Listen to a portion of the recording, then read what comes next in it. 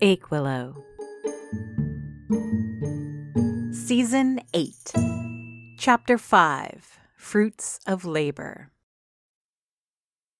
Let it be a lesson to all that, when burning bridges to the past, one must be thorough. You can't just set the wooden structure aflame and walk away, assuming that all will be consumed and the banks of the river become an impasse. To guarantee a clean and permanent severance, it's best to stay as long as it takes for all the supports, the parapet, and the guardrails to be completely consumed. Then, go down into the water and smash the foundations to rubble. Leave the river as nature had intended and pray the rapids pick up so it cannot be forded anew.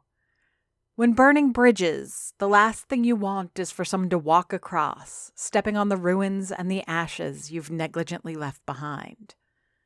I thought I was that person, the thorough and meticulous arsonist, leaving only the hungering fire at my back. I moved to a town that's barely a speck on the map and work for a business that makes few waves beyond the limits of the village itself. I've made only tenuous contact with those of my past that still matter to me and severed any links with those whose company I won't suffer. How miserable it is to discover that all of it was for naught. Last year, my old teacher and so-called mentor, Chef Frederick Gagnon, ferreted me out, invaded my new home, disturbed my peace, all in the name of greed. That should have been a valuable lesson, a signal to go back to the river, sledgehammer and torch in hand, and check on the ruins of all my burnt bridges. Unfortunately, some people are oblivious enough to walk through raging rapids with a smile on their face. "Oh, wow," I say, with all shock and no joy. "Cindy, Trevor, what an unexpected surprise."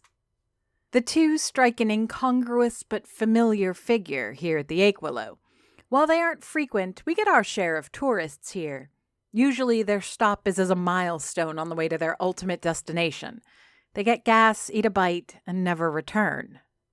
Trevor and Cindy do attract a little more attention, however. For starters, they are both very pretty people. Trevor is on that cusp between thin and muscular and has those high cheekbones that seem to be the skeleton key to relationships these days. He has the kind of thick, dark hair that can be sculpted into whatever shape fashion demands, and eyes of a light brown that's almost orange. While not a genius, he's smart enough not to be tedious, and whatever he lacks in conversation is more than made up for by his appearance. Cindy is an even more annoying specimen. She's a beautiful chameleon. Long, dirty blonde hair that she either wears in a braid or held behind her ears with hair clips. Put her in an evening dress and she looks like a movie star, bright blue eyes, perfect teeth and all. If she's instead wearing jeans and an unassuming tank top, as she is today, she can disappear in a crowd, a diamond amongst shards of glass. Given the option, I would have politely, but firmly, asked that they leave my cafe. There would have been times when dealing with these two might have been easier. On a good day, I would have entertained them and been the most pleasant and civil version of myself. We'd have talked over coffee. I would have asked how things are going in Montreal and their plans for the future. We'd have waxed nostalgic about the old apartment on Joliet Street and listed all the shops and restaurants that perished or survived the pandemic. I won't claim it would have been pleasant, but as far as hanging out with an ex and his new girlfriend, it would have been fine. Considering the previous night, another Achewillow crisis on the horizon, and my complete lack of sleep, I'm in no mood to endure this fresh bit of misery. "Passing through," Cindy assures me, ignoring the register to walk right up to the counter. The relief is short-lived. For a blessed second, I thought they might only be in town for a moment, on their way to Vermont for the weekend. But Trevor shatters that hope.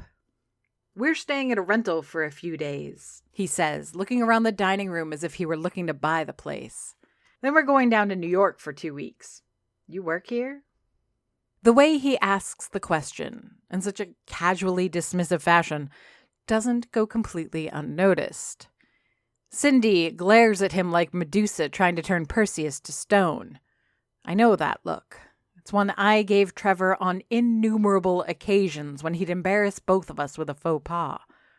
Even old Lady Baker gives him a baleful look as she studies the scene. "Trev," Cindy admonishes him as if he were a child. "She owns this place." "Oh, yeah." He smiles directly at me, arching his eyebrows in that puppy-eyed apology he's so skilled at doing. "The inheritance." I tell myself he doesn't mean it, the casual condescension, but that somehow makes it worse, as if the dismissive tone held a sort of sharp honesty to it. If he doesn't intend to be cruel, then there must be truth to the wound.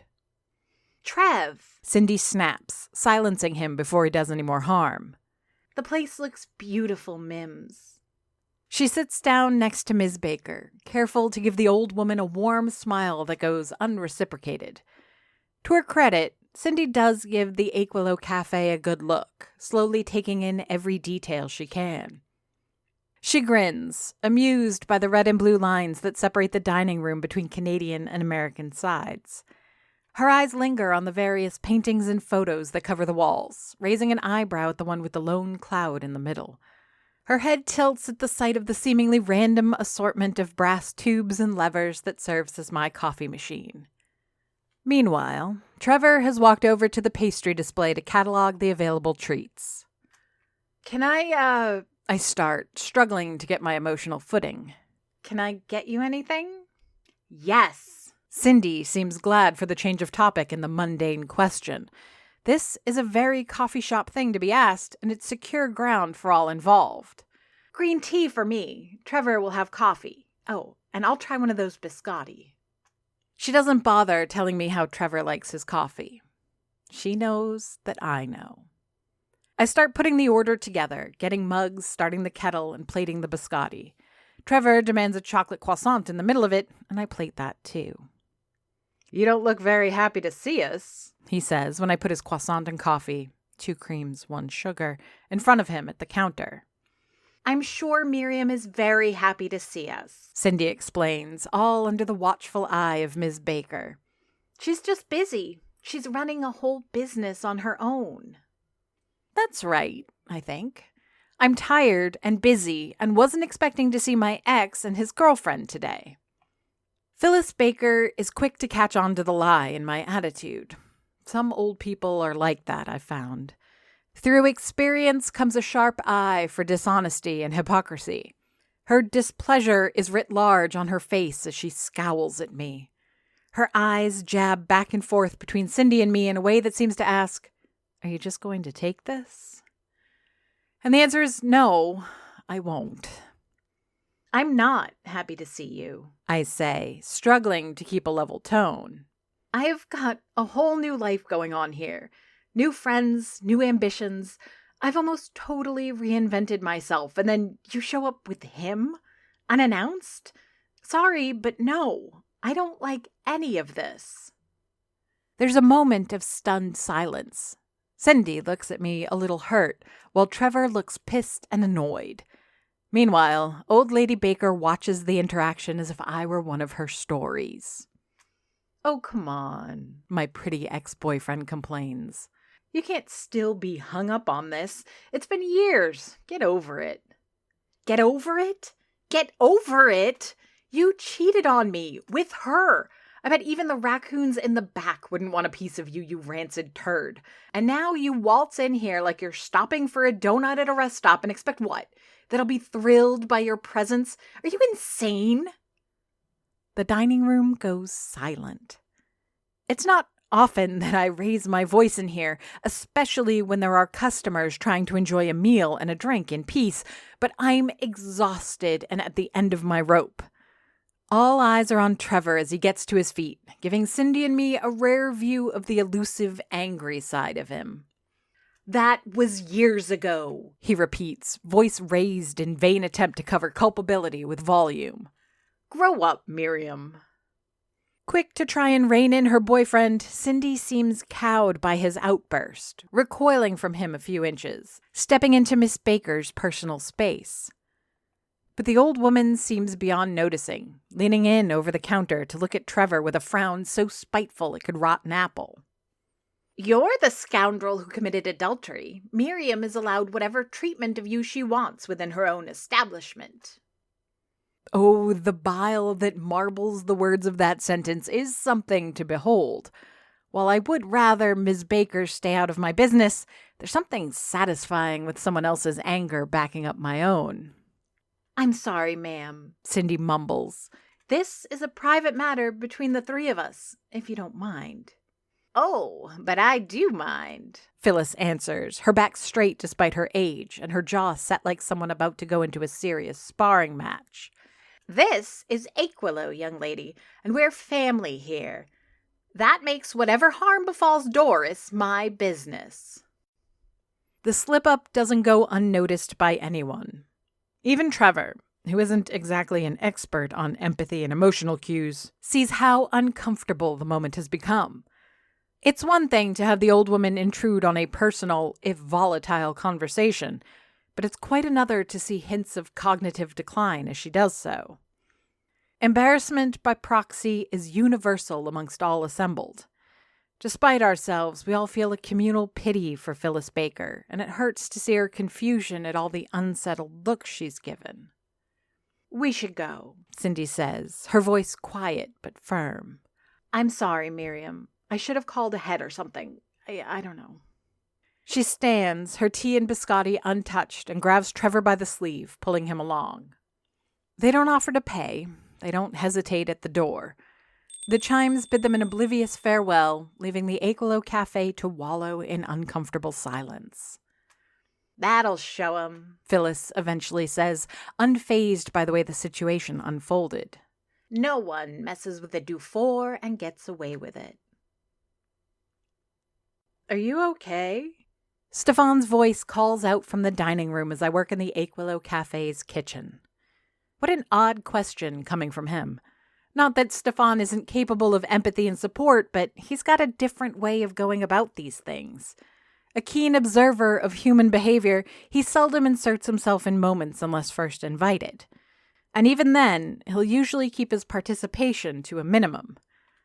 Instead, Stefan is the kind of person who will watch from afar, take meticulous notes of behaviors and interactions, and only in the most extreme intervene. And when he does, it'll be with actions rather than talk. Not for him the wasting of words when something more decisive can have a similar or greater impact.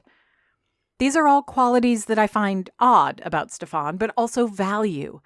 It makes him reliable, effective, and unobtrusive. In that sense, he's the perfect employee.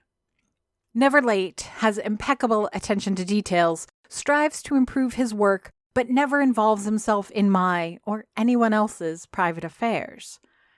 Sure, he's not the warmest of customer service providers, but then again, neither am I.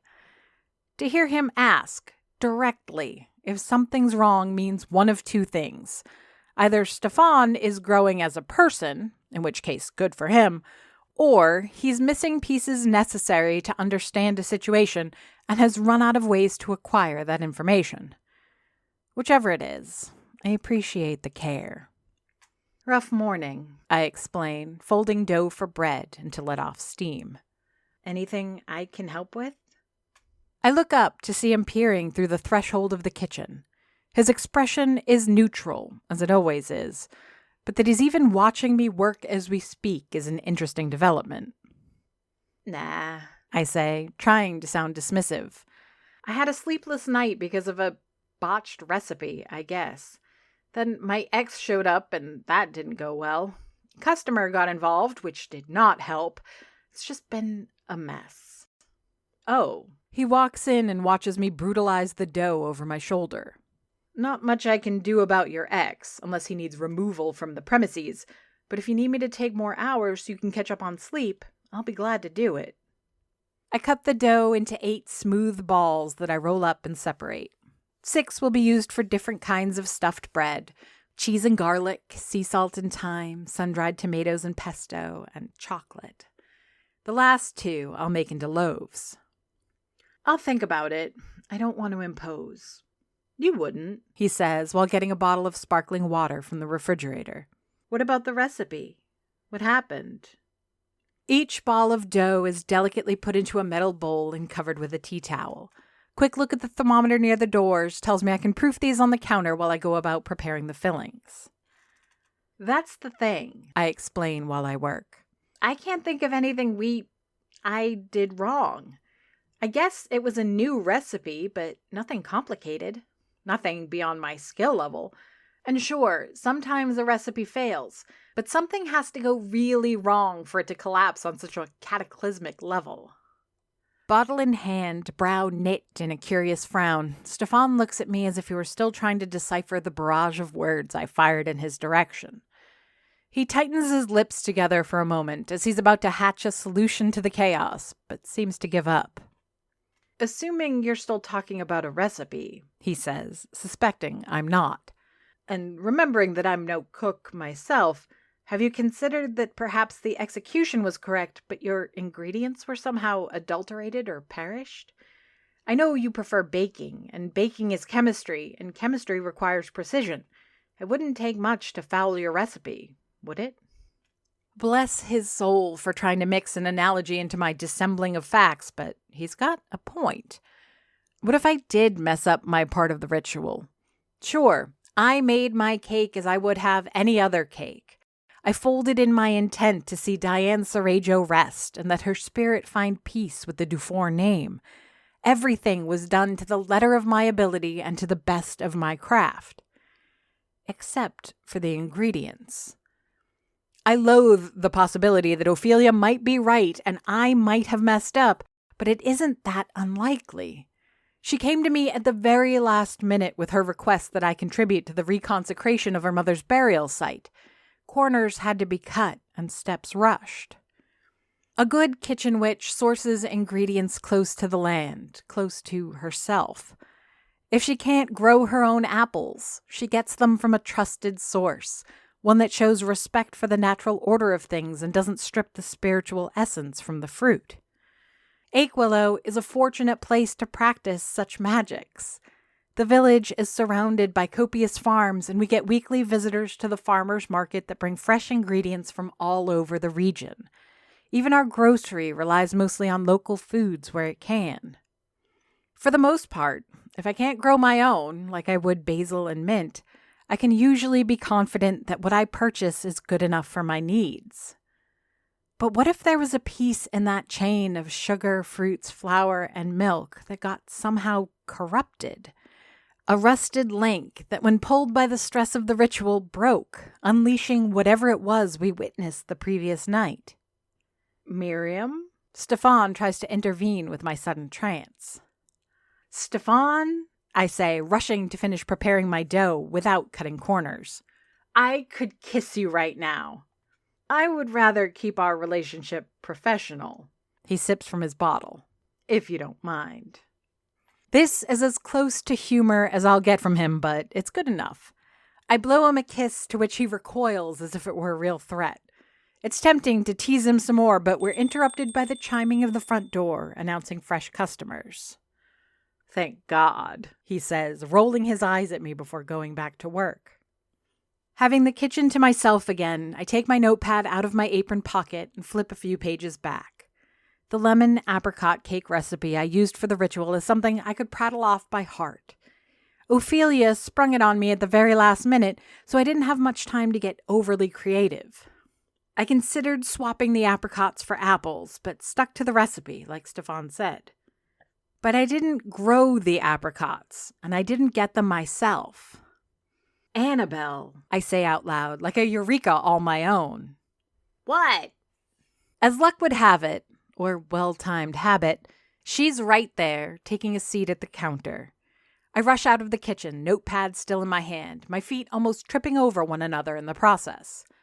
Curiosity overrides suspicion. The bottle of Irish cream she used to spike the chai lattes I sent her out to get is still on the counter. Was she so brazen as to tinker with my ingredients even before I sent her on a coffee run? Annabelle, I repeat as I reach the counter, nearly pushing Stefan out of my way. Did you do anything to the stuff I sent you out for yesterday? She frowns like someone smelling something putrid and stares me down. I tried to keep the question flat, devoid of accusation. Of course, if she did mess things up, it'd be nice if she would back me up with Ophelia, but otherwise, I don't want this to be a source of conflict. I ate a handful of pecans on my way back, she admits, a little defensively. But you knew there would be an errand tax. I don't care about the nuts. I hold my hands up, hoping to reassure her it's not an interrogation. But did you do anything with the apricots? No, I did not steal any apricots. What, were you missing any? Either she's being obtuse on purpose or I'm not expressing myself correctly in my excitement. But did you do anything with them? Like, did you try to mess with the, recipe? Stefan slides a mug of coffee over to Annabelle, giving me a suspicious look as he does so. Watching his boss go on a random tirade with her friends shouldn't be new to him, and to his credit, he stays out of it. Like I did with the lattes? Hell no. The Irish cream trick is something I've been working on for months. After our little adventure this summer, I treat all experiments like it's the Manhattan Project. Besides, what do I know about fruits and cakes? Nothing, or very little. I'm sure she'll eventually figure out how to enchant garnishes for her drink somehow, but that's as much mystery to me as cookies are to her. If it's not Annabelle, and it's not the apricots, then what happened? Or is this moment of epiphany nothing but a dead end? And you got the apricots at the grocery store? I ask, ready to put a bow on this line of investigation and go back to being in the dark. Nope, Annabelle says with pride, surprising me with the contradiction. You've taught me well. I got the most natural ingredients I could and went to the farmer's market.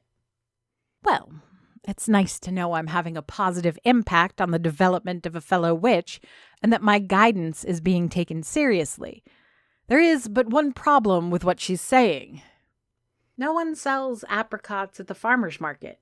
No one in the area grows them. And if anyone would, it would be the figs. Annabelle wags her finger, smug and satisfied to have caught me in an error. Thrilled to know more than I about food and ingredients for once, she puffs out her chest and smiles from ear to ear. Oh, but they do now. Phyllis Baker's stall has some that she imports from Ontario. She seemed very proud of them. Again, with Phyllis Baker. The balance of the afternoon is a blur. Before I can even bring Annabelle up to speed, the people who signed up for the afternoon tea start to show up. Lack of sleep keeps me on autopilot for the majority of it, and I lament that this is what preparing food at the Achewillow Cafe has become. Not that I've lost the zest for my little coffee shop, but it's telling how I can still go about my duties on so little rest. Where's the edge? Where's the experimentation that requires me to be at the top of my game? Even the magic is starting to become a little mundane.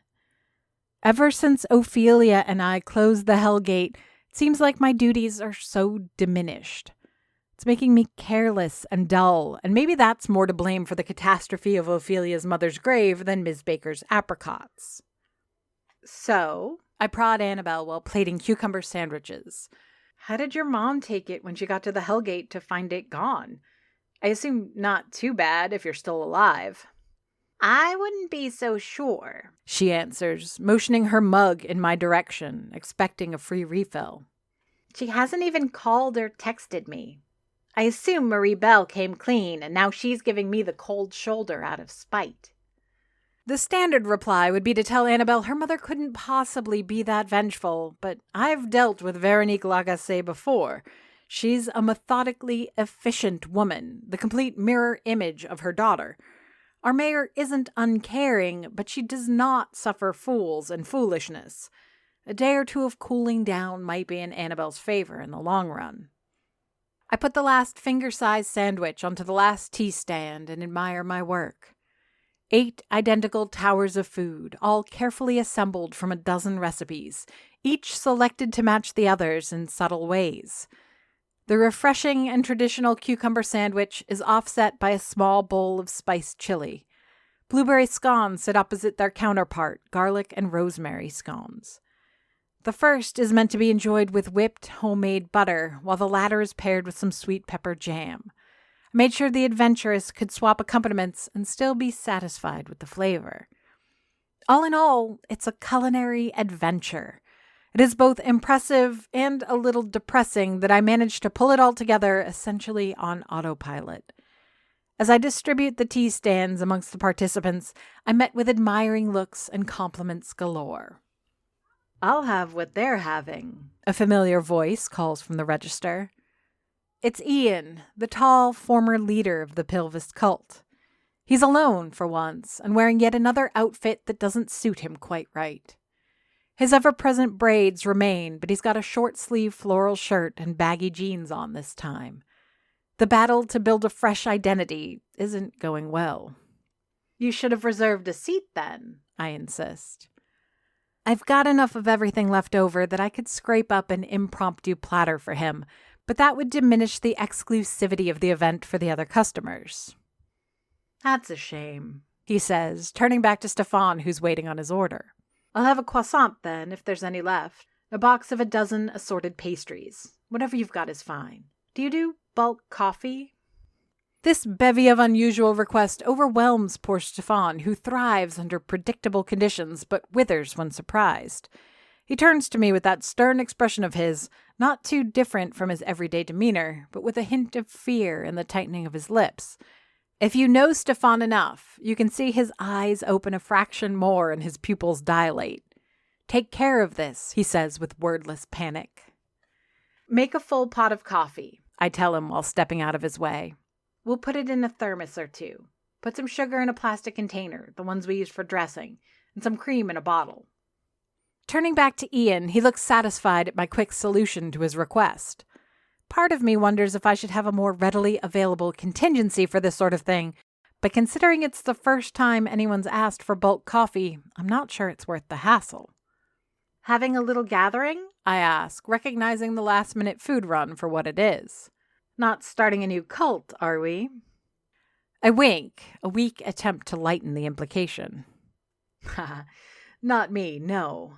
It's been interesting not having the congregation anymore, but I think I'm done worshipping for a while. Quite the contrary. I'm going to the arena. We're having a meeting of the Achewillow Occult Enthusiast Club." "I'm sorry," I ask, stunned stupid. "The what?" He laughs, the soft mirth of someone used to quiet exchanges. If it wasn't for the sincerity, it would pass for snide mockery. "It's a little thing that started a month ago," he explains as Stefan puts 2 thermoses between us. "Just a little club where people who've witnessed things gather to talk about it. I don't know if you've noticed, Miss Dufour, but Achewillow is a little strange." That last remark is made tongue-in-cheek, followed by a grin. We have a shared history on that topic, he and I, but I wonder what else is being said at those meetings, and who else is going there. "You should join us," Ian adds. We conclude our transaction, and I follow Ian out the door. The lure of sleep is strong, and I can feel the pull of my bed from the first step going up to the apartment. I expect Ophelia will still be there, either knitting or gnashing her teeth at me. Or maybe she left sometime during the day to conduct her own investigation. I would have rather she come down to the cafe so we could work together. I fumble for the keys in my pocket, standing at the top of the metal staircase and looking down Rue Principale. I can still see Ian walking towards the Anthony Gillard Memorial Arena. It's funny to me that his club of occult enthusiasts gathers at one of the most haunted places in Achewillow. Perhaps it's no coincidence. "Come on, Miram," I tell myself, sorting through my keyring. "You can worry about the occult social club after you've gotten a good night's sleep." The long afternoon shadow stretches behind Ian as he walks down the street. Who put that club together, I wonder? Who'll be there? Julia Remington? Other Pilvists? Phyllis Baker? "Mother save me," I whimper, walking down the stairs and onto the sidewalk. Anthony Gillard Memorial Arena isn't very far from the Achewillow Cafe. 10 minutes walk, 7 at a good pace. As I hurry down the road, I struggle to justify this stupid decision to myself. After all, it's a little social gathering on a Sunday night. I bet all in attendance have jobs tomorrow morning and will want to get home in time for dinner. Surely I should be going to bed early, but if this doesn't last more than an hour or two, I'll still be asleep at somewhat reasonable time. Not ideal, but better than nothing. The parking lot is empty, save for a handful of cars. If I were to go peek into each and every one of them, I could probably identify the owners. I'm sure there won't be a strange face at the meeting anyway. I follow the sounds of chatter and the smell of coffee into the bowels of the arena. There are a few letter-size laser-printed signs announcing the Achewillow Occult Enthusiast Club, adorned with random religious and mystical symbols pilfered from the internet, each with a hand-drawn arrow for directions. Each leads farther and farther into the building, towards the small cafeteria and conference room at the very back. This is where all the local meetings and gatherings happen. It's also the home base of the Achewillow Fall Apple Festival, where attendees get their wristbands and event maps. Under fluorescence and in the company of echoes, I make my way to that room, expecting a warm welcome and a gathering of friends from the community. I smile to myself, surprised at how glad I am for this club I know nothing about. As I get close to the door, however, I find it closed.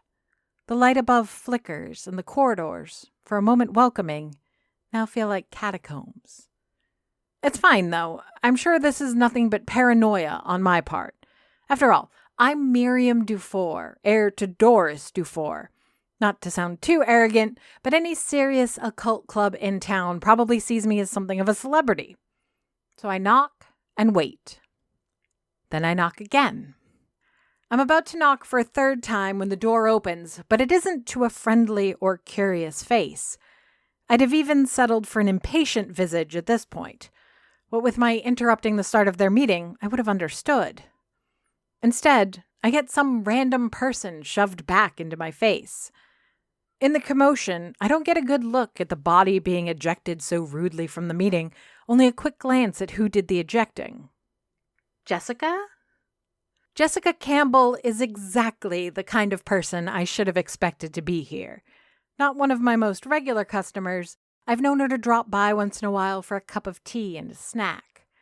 What she is most known for, however, is being Ian's right hand within the Pilvist cult. A fellow cloud worshipper, she was there when I first participated in their ceremonies. I don't know what trouble that other guest caused to get kicked out, but her presence will smooth my tardy arrival. I'm sorry, she says, stone-faced as she closes the door. We're full. Wait. I attempt to stop the door from closing, but only manage to almost get my fingers crushed. Jessica? Again, I knock. This time not to be let in, but to receive an explanation. Full? I've seen that room before. It can hold 24 people comfortably. How many occult enthusiasts are there in Achewillow? Okay, probably more than 24, but I supplied the coffee and pastries. Surely that's got to count for something. They won't let you in, the other reject says from behind me. I think they're looking for believers and devotees, not practitioners. He's not someone I've seen before, or if I have, I've forgotten him, which is very unlike me to do. Slim but short, he's barely an inch or two taller than I am. He's wearing a loose blue t-shirt, at least a size too big, and deep burgundy corduroy pants that are also ill-fitting. His skin is dark, like Gulliver, with black hair pulled into a messy ponytail. His arms are adorned with a dozen weaved bracelets each, some with shells woven into them. His black eyes look full of gentle guilt. Practitioner? I ask, a little flustered that he seems to know me. Yes. You are the Dufour woman, the one with the cafe? I know of you. I know what you do. My back to a locked door, under a hesitant light, I'm uncomfortably conscious of my own isolation. I still wear my apron, I still have my wooden spoon. He's not that formidable an opponent. Still, I don't want a conflict. And who are you then? Another practitioner? He smiles and takes a step back, obviously aware of the effect he's having on me. He makes himself small somehow, shrinking to one side of the corridor, allowing me passage should I choose to leave. No, he assures me. Not a practitioner, but they don't want my kind in there. Your kind? I wonder, outraged at the many implications this might have. Yes, he continues. My kind. My name is Charity. You look nervous, Miriam.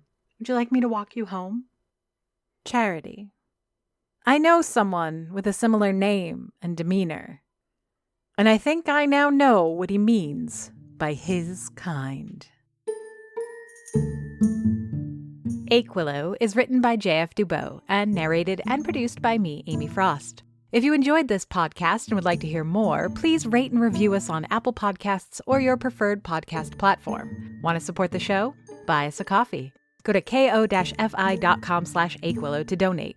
Achewillow has a Patreon. Visit patreon.com/Achewillow for details. Follow us on Facebook, Blue Sky, and Instagram under the username Achewillow.